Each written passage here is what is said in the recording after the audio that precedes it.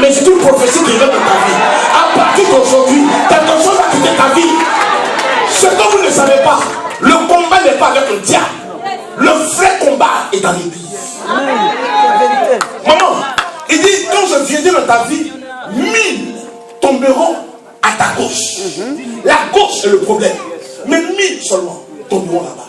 Mais à ta droite, tu as confiance. 10 000. 10 000. Ça veut dire que les sorciers que je combats, les vrais là, ceux qui les envoient là-bas, ils sont dans ma droite. Ceux avec qui ils composent, ils sont dans ma droite. Sinon, comment l'onction vient et c'est 10 000 qui tombent à ta droite? Mes amis, mes copines, 10 000. Mes parents, 10 000. Mes fidèles, 10 000. Un autre jour, j'ai venu enseigner sur les 12 disciples. Les 12 disciples sont 12 comportements dans l'église. C'est vrai. Ouais. On a su, il y a Amen, il y a les Thomas. Il y a les Judas. Il en fait trop. Il y a les Pierre. Alléluia. Mais quand on dit qui va faire quelque chose pour le temps, c'est vrai. Il te regarde de loin. Il y a des Judas. Ils sont là. Ils sont prêts à te trahir. Chacun. Et les gens qui aiment la parole, mais ils n'ont pas l'argent pour t'aider. Tout ce qu'il faut, c'est la parole. Et je vais poursuivre ça. Il prend la pierre, il lance sa pluie, je casse, et ça rentre dans le front. Le front est le synonyme de ta lignée. Parce que le front détermine qui est sur toi. Apocalypse 14 nous parle du mystère du front. On dit sur le front était écrit le nom de Dieu et le nom de son Père. Quand Adam est déchu, Dieu vient vers lui la première des choses, tu mangeras maintenant à la sueur de ton front. Ça veut dire que Dieu dit à Adam, tu ne mangeras plus à partir de moi. Parce que c'est mon nom qui était inscrit sur ton front, mais je retire mon nom et par ton propre nom, tu mangeras. Amen. Sinon, avant sur son front, il y avait un laissez-passer. C'est pourquoi lorsque tu quittes ton père, tu te déconnectes de ce laissez-passer. On appelle ça souvent le manteau, mais c'est sur ton front. Alléluia. Gloire à Dieu. Et lorsque la pierre a fracassé le front de David, de Goliath, ça n'a pas seulement fracassé le front de Goliath, mais ça a brisé le Dieu qui régnait sur Goliath. Et donc, David prend l'épée de Goliath et coupe la tête de Goliath. Est-ce que tu crois ce que j'ai en train de te dire? Amen. Je suis en train de te dire ce soir que tu ne vois rien dans tes mains, mais tes armes sont avec ton ennemi. Il porte une épée, mais ce n'est pas ton épée. Lisez la Bible plus loin. Lorsque David doit faire de grands combats, il fait sortir l'épée de Goliath. Parce qu'en fait, l'épée de Goliath était son épée, mais c'était sur l'épée de Goliath. Tes ennemis marchent avec des choses. Ils pensent que ces choses vont achever ta vie. Mais ces choses sont toi pour achever eux-mêmes leur vie. Je vais aller doucement ce soir pour que tu comprennes beaucoup de choses. Amen. Il frappe le front de Goliath. Le casque est tombé. Le frein est percé. Goliath est normal avec la puissance de cette métamorphose. Doit tomber par l'arrière. Comme une balle, tu la prends, tu tombes. Mais Goliath reçoit la pierre. Elle arrive à fracasser son front, mais il tombe par devant. Je vais dire à quelqu'un, lorsque ton Dieu s'engage à la bataille, je te dis hier que ton Dieu est un monsieur. C'est pas un homme, c'est un monsieur. Quand je parle de monsieur, je parle de quelqu'un d'honorable. C'est lui qui fait attention à son nom. Il est là où 2 ou 3 soirs là mon nom. Il n'a pas dit si ils sont en train de prier. Il dit où il y a mon nom. Je suis là. Amen. Je ne suis pas là seulement pour bénir, mais je vais voir qu'est-ce qu'on fait à mon nom. Est-ce que vous comprenez la parole de Dieu? Ouais. Gloire à Dieu. Celui qui ne veille pas sur son nom, ne veille pas sur son témoignage. Amen. Dieu veille sur son nom. Même si deux sorciers sont en train en son nom, il est là. Vous voyez à quoi ici? La quoi peut dire mon nom? Parce que nul ne peut invoquer le nom du Seigneur.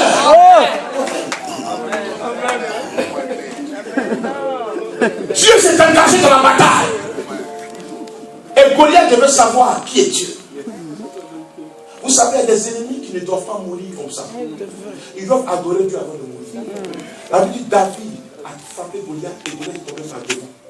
Devant un signe de prosternation. Un signe d'adoration. Parce qu'il est tombé face. Je suis venu dire à quelqu'un, tes ennemis ne mourront pas sans adorer. Je regrette pas ça. Ça veut dire qu'il faut adorer. Les battre. Mais ils doivent adorer d'abord, ils ne doivent pas tomber par l'arrière. Est-ce que je parle à quelqu'un? Est-ce que je parle à quelqu'un? D'abord. Et la Bible mentionne une chose. La Bible dit, de qui es-tu fils? C'est Saül maintenant qui pose la question à Abner, son homme de main, son chef d'état-major. Il dit, de qui es-tu fils? Frère, ça fait 2 fois que je le présente. Je n'ai pas oublié les 5 pierres, je vais revenir dessus. Alléluia. Mais je vais vous dire qu'est-ce que sont les 5 pierres, puis je continue. Il prend 5 pierres. Les 5 pierres sont les 5 personnages importants dans la vie d'un enfant de Dieu. Dans la vie de David. La première pierre, c'est Samuel. La consécration et l'élévation. Les deux vont de pair. Tu te consacres, Dieu t'élève. Amen. Lorsque Samuel arrive, David dans les champs. Lorsque Samuel atteint la vie de David, David quitte les champs. Lorsque quelqu'un rentre, Samuel rentre dans ta vie, il y a changement de position. Ensuite, après Samuel, la deuxième pierre, c'est Saül. Malgré ma consécration, malgré mon élévation, je suis prêt à m'humilier. Lorsque David rentrait chez Saül, il avait déjà reçu lui. Mais il a oublié qu'il était roi. Là, Dieu, il jouait de la harpe pour Saül. Parce qu'en fait, il a compris que Dieu m'envoie en visite dans mon futur palais. Amen. Je vais dire à quelqu'un, si tu as les yeux de l'Esprit de Dieu, tu ne murmureras pas. Parce que quand tu murmures, tu plaques 2 murs devant toi. Amen.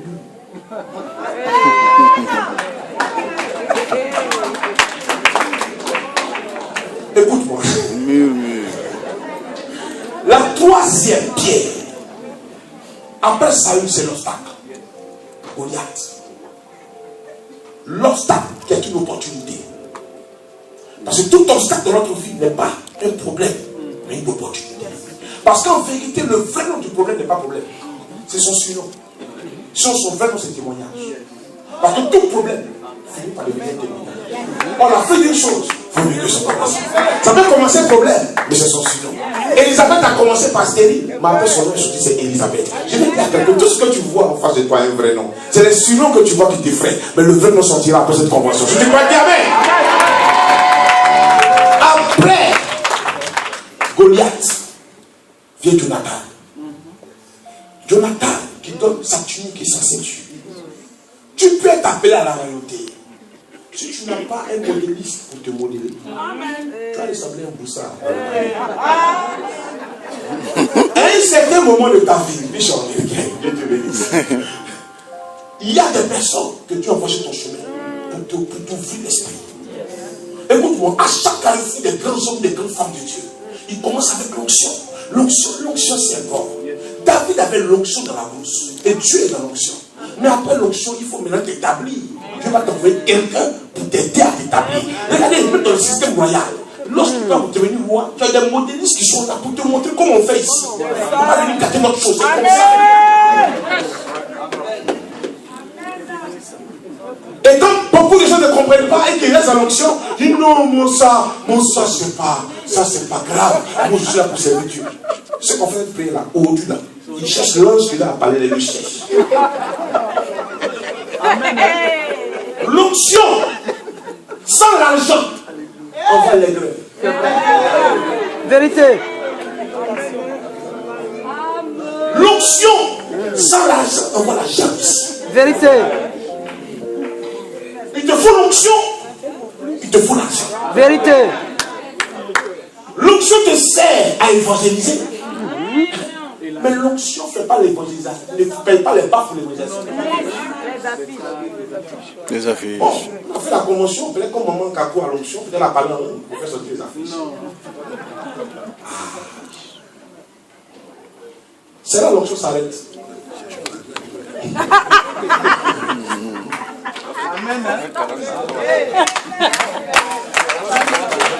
Voilà Dieu. Il faut que quelqu'un t'ouvre l'esprit. Il faut un Jonathan. Tu te connais une tunique. Quand tu te vois dans le miroir, tu vois que je peux devenir comme ça. Une ceinture, tu sens que les choses changent. Frère, dans la vie de tout homme de Dieu, il y a eu ce genre de personnes qui ont ouvert. J'ai vu les photos du prophète Kakou au début. Et après, j'ai vu des photos aussi en Turquie. J'ai vu que quelque chose était rentré dans sa vie. J'ai vu le révérend Constant Boy avec des tuniques.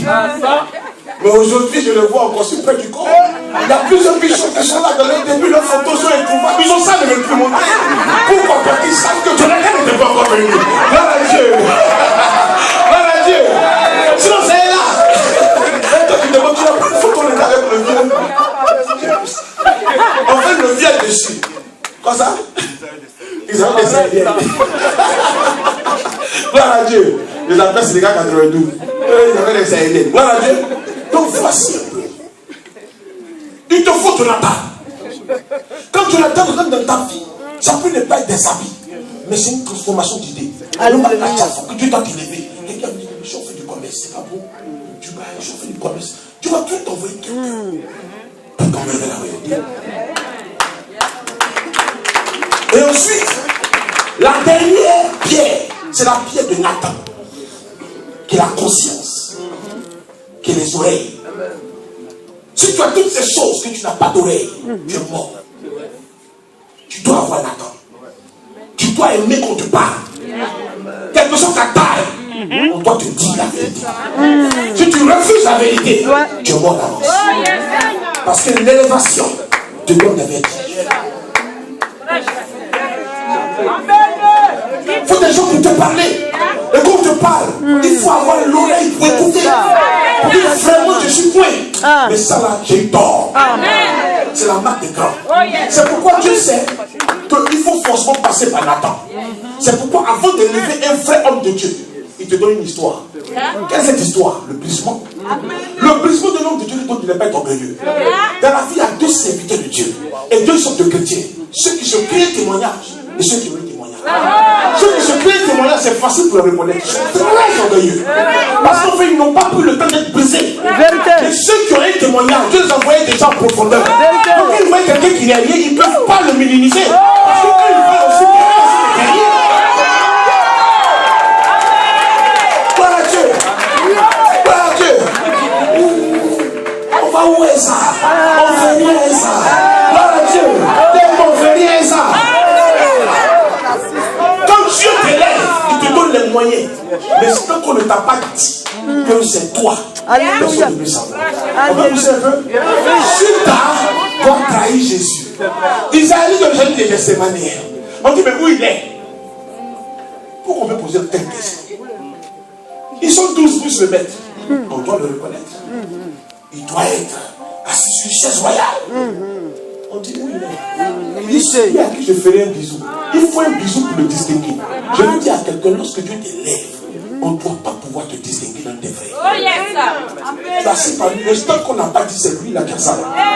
On ne sait pas c'est qui.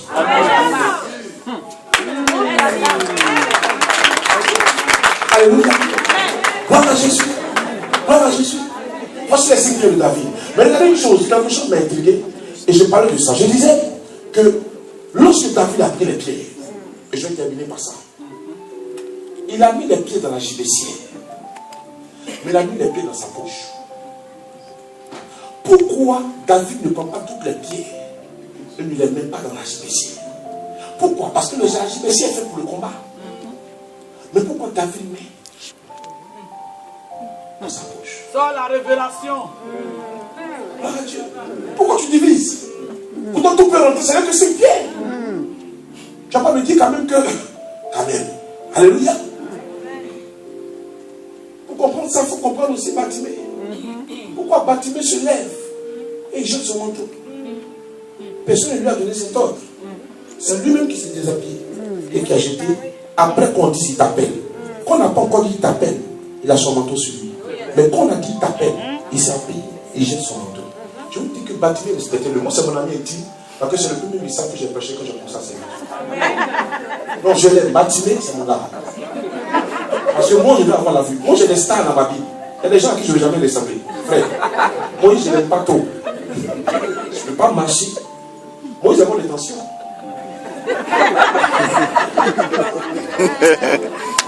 C'est bizarre. Je peux marcher pendant des années. Quand tu dis, regarde, mais tu ne peux pas danser.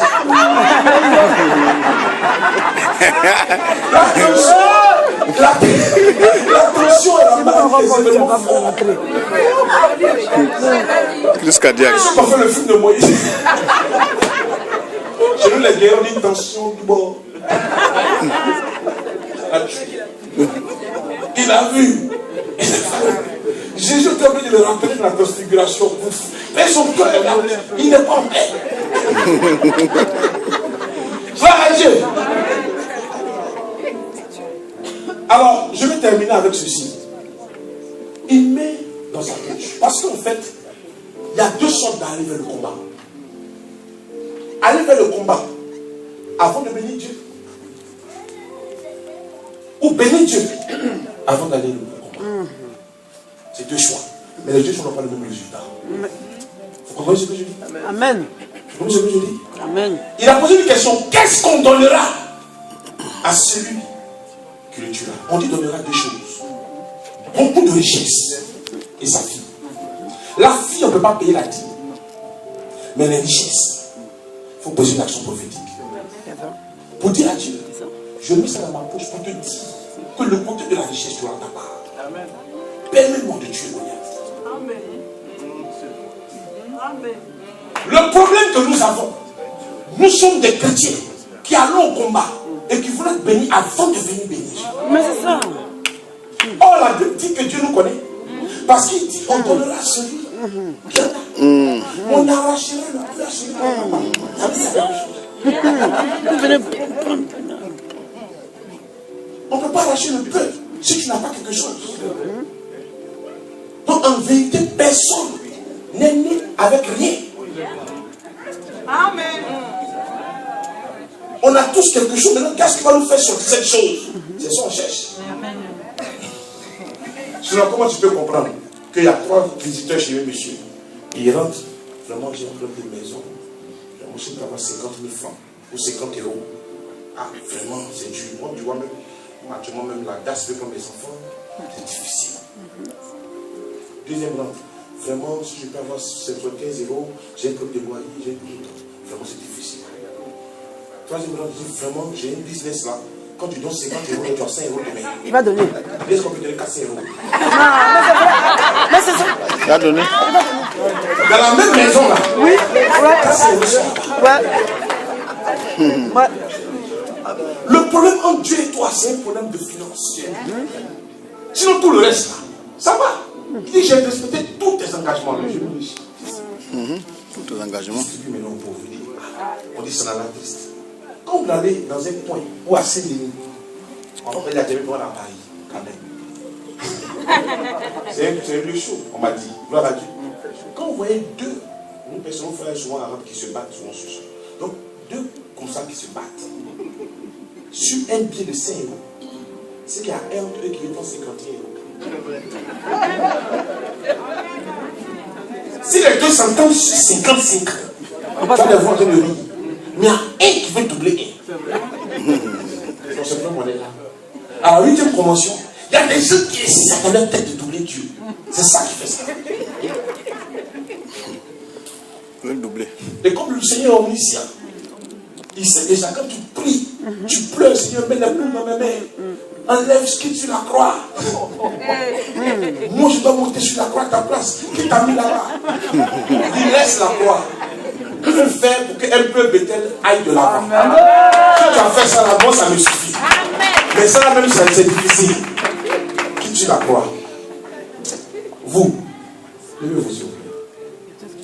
La main de Dieu est avec vous. Non. Alléluia.